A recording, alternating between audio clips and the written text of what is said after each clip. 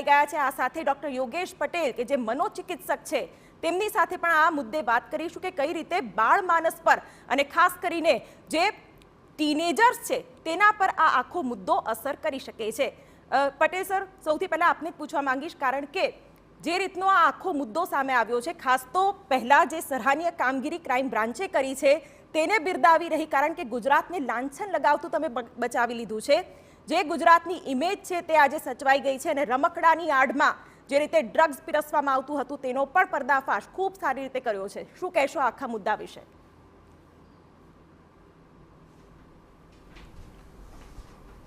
Drug વિરોધી ઝુંબેશ જે અમારી ચાલી રહેલી છે,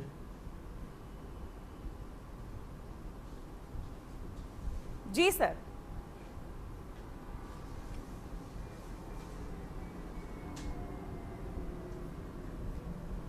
હેલો. જી સર, આપનો અવાજ સંભળાઈ રહ્યો છે, આપ જવાબ આપી શકો છો.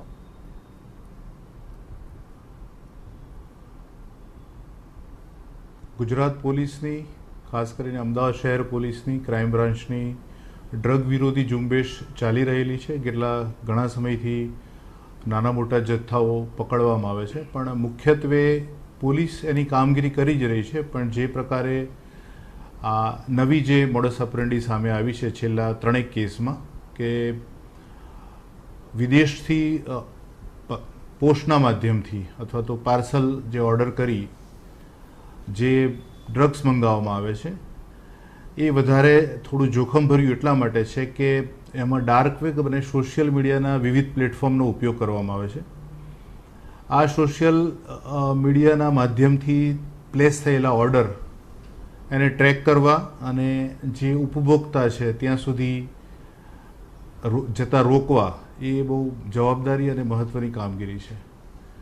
મોટાભાગે જે પ્રકારે આ જે ડ્રગ્સ પકડાયું છે અને જેમાં જે ડિલિવરી થનાર હતી, એ ડિલિવરીમાં જે રિસીવર એન્ડ છે એ ખૂબ જ ઓછી ઉંમરના યુવાનો છે, ટીનેજર્સ અને 20 થી 22 વર્ષ સુધીના યુવાનો.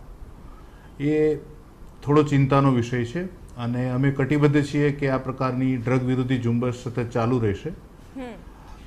મારે એઝ એ પોલીસ ઓફિસર અમારી જે કામગીરી કરવાની છે એ તો કરી રહેલા છીએ, પણ સાથે સાથે આ યુવાધન એટલે કે પરિવારમાં એમના પેરેન્ટ્સ, એમણે થોડી ખાસ ધ્યાન રાખવાની જરૂર છે કે એમનો પુત્ર કે પુત્રી એની દૈનિક જે કાર્યવાહી છે એ કેવી રીતે કરી રહી છે. એક બોન્ડિંગના અભાવના કારણે, જે ફેમિલી બોન્ડિંગ હોવું જોઈએ એનો અભાવ છે, કમ્યુનિકેશન ગેપ છે, એના કારણે બાળકો ખરાબ સંગતમાં પડે છે. ખરાબ સંગતમાં પડવાના કારણે દેખાદેખી કરે છે. દેખાદેખીમાં ઘણી વખત એક પ્રેશર પણ આવે છે કે કોઈ વ્યક્તિ સિગરેટ પીતું હોય તો જે પ્રકારે એના સોશિયલ મીડિયા ઉપર આવનારા જે હીરોઝ છે એને આદર્શમાંની એ સ્ટાઇલમાં એ સ્મોકિંગ તરફ આગળ વધે છે અને પછી ધીરે ધીરે આ ડ્રગ્સની બદીમાં સપડાય છે. સામાન્ય રીતે અમે થોડા ઘણા જે કાઉન્સેલિંગ કર્યા છે એમાં અમારી સામે એક વસ્તુ બહુ ઉડીને આંખે વળગે એવી આવી છે કે ફેમિલીમાં કમ્યુનિકેશનનો ખૂબ જ અભાવ છે. પેરેન્ટ્સ એમના ટીનેજર દીકરા દીકરી ઉપર જે બોન્ડિંગ હોવું જોઈએ, કારણ કે બધા એક સાથે રહી શકતા નથી, દરેકને રોજગારી માટે બહાર જવું પડે છે, કોઈ પણ પ્રકારનું ટ્રાવેલિંગ હોય, પરંતુ મા બાપના બાળકો સાથેનું બોન્ડિંગ જો સ્ટ્રોંગ હશે અને કમ્યુનિકેશન ગેપ ખૂબ સારી હશે, કમ્યુનિકેશન લિંક સારી હશે અને એ લોકોની વાતચીત અને સંવાદ સતત રહેશે તો કદાચ એમના બાળકો આ બધીમાં નહીં સપડાય. બિલકુલ સર, કાઉન્સેલિંગ કર્યું છે અને એમાં 15 થી 17ની આયુના જે ટીનેજર્સ છે એના પણ સમાવેશ થાય છે. આ મુદ્દામાં કઈ રીતે, આ કેસમાં તમે કઈ રીતે કામગીરી કરી તે પણ મારે જાણવું છે.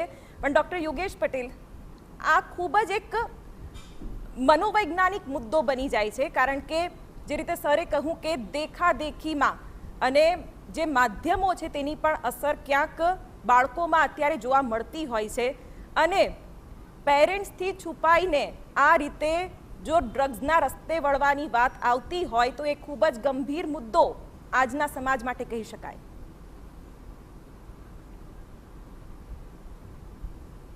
બિલકુલ, જેમ પટેલ સાહેબે કહ્યું તેમાં એક ગંભીર મુદ્દો છે અને સૌથી પહેલાં તો હું ગુજરાતની પોલીસને અભિનંદન આપું છું કે તમે આ મોટું રેકેટ પકડ્યું છે. પણ આ રેકેટ છેલ્લા 3-4 વર્ષથી વડોદરામાં પણ ચાલી રહ્યું છે અને ગુજરાતમાં પણ ઘણી જગ્યાએ ચાલી રહ્યું છે. હવે મુખ્ય આમાં જેમ પટેલ સાહેબે કહ્યું એમ વાલીઓની જવાબદારી મુખ્ય છે. પોલીસનું કામ સપ્લાય કંટ્રોલ કરવાનું છે, જે પોલીસ તો કરી રહી છે ને એની પાછળ છે, પણ જે ડિમાન્ડ રોકવાની છે એ કામનું ઉત્તરદાયિત્વ તો ફેમિલીનું જ છે અને માત્ર ફેમિલીનું જ રહેશે. હવે 14-15 વર્ષના છોકરાઓને આ મોબાઈલ આપ્યો છે, એમાં જીપે નાખી આપ્યું, એમને ક્રેડિટ કાર્ડ આપી દીધા.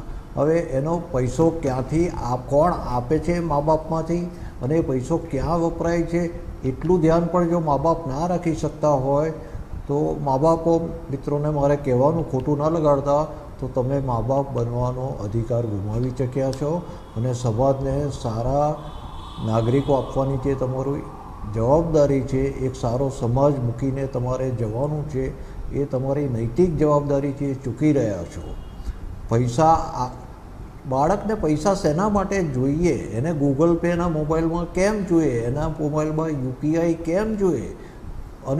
અને ટ્રેકિંગ કરો તમે કે એને પૈસા આપેલા પૈસા ક્યાં જાય છે. ભલે સમય ના આપી શકો, કોમ્યુનિકેશન ના કરી શકતા હોય. અને બીજી એક એંગલ તમને બહુ જ હમણાં છેલ્લા 2-4 દિવસમાં જ મેં જોવામાં આવ્યો છે કે આ ડ્રગ્સના સેવન નીચે ઇનડિસ્ક્રિટ બિહેવિયર થાય છે. ઇનડિસ્ક્રિટ બિહેવિયર એટલે જે વર્તન એના બાળકના સંસ્કાર નથી, જેમ કે નાની ઉંમરમાં, માફ કરજો જે કોઈ જોઈ રહ્યા છે, સાંભળી રહ્યા છે, સૌની માફી માગતા હું કહું છું કે ખૂબ નાની ઉંમરમાં આ યુવાનો સેક્સ્યુઅલી એક્ટિવ થઈ જાય છે. એક્ટિવ થવું કે ના થવું એ અંગત વિષય છે, એના પર મારે કોઈ ટિપ્પણી કે મોરલ ગાઈડન્સ આપવાની જરૂર નથી.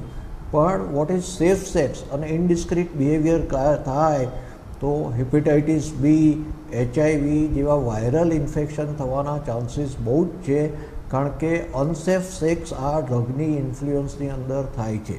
બીજી એક ગંભીર બાબત વહેલી મોડી જે અમે વિઝ્યુલાઇઝ કરી શકીએ છીએ કે જેને વિઝન કહેવાય, મનોચિકિત્સકનું કે એડિક્ટિવ બિહેવિયર્સના સ્પેશિયાલિસ્ટ તરીકેનું, કે આ જે રેપ થાય છે, જે મર્ડરો થાય છે નાની નાની વાતમાં, આ under the influence of intoxication થતા હોય છે. આલ્કોહોલ છે, મારે ડ્રગ્સના નામ નથી આપવા, આ લોકોને જાગૃત નથી કરવા, પણ વિવિધ જાતના ડ્રગ્સના ઇન્ટોક્સિકેશન કેટલી માત્રામાં શું અસર કરશે. અને આમાં જેન્ડરનો હવે તફાવત નથી રહ્યો, માફ કરજો, બહેન દીકરીઓ જે હોય તેમને પણ સાવચેતી રાખવાની જરૂર છે કે રાત્રે ઘરની બહાર શું કરવા જવાનું, એકલતામાં કોઈની સાથે કેમ જવાનું. રાત્રે મોટરસાઇકલ પર રેશ ડ્રાઇવિંગ કરતા હોય એમના હવે તો ગવર્મેન્ટ ઓફ ગુજરાતે બધાને ડ્રગ ટેસ્ટિંગ કિટ સપ્લાય કરેલી છે, તો why police is not checking it?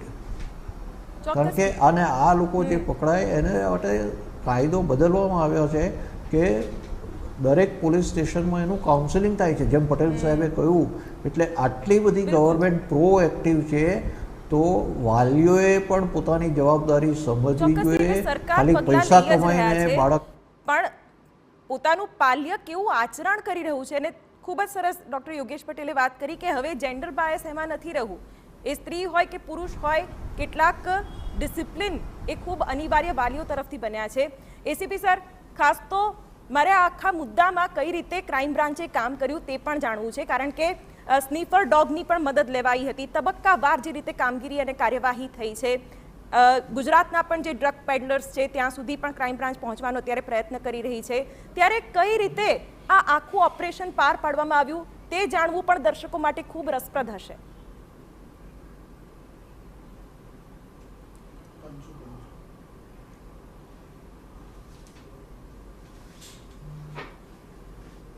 Hello.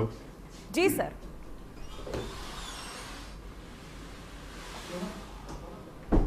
આ જે કેસ થયો છે આજે અને ગઈકાલે જે અમે ડ્રગ્સ પકડ્યું છે એ અગાઉ ગયા મહિનામાં એટલે 31મી મેના રોજ આ જ પ્રકારે કસ્ટમ વિભાગ સાથે મળી સંકલનમાં રહી અને મળેલ માહિતી શેર કર્યા પછી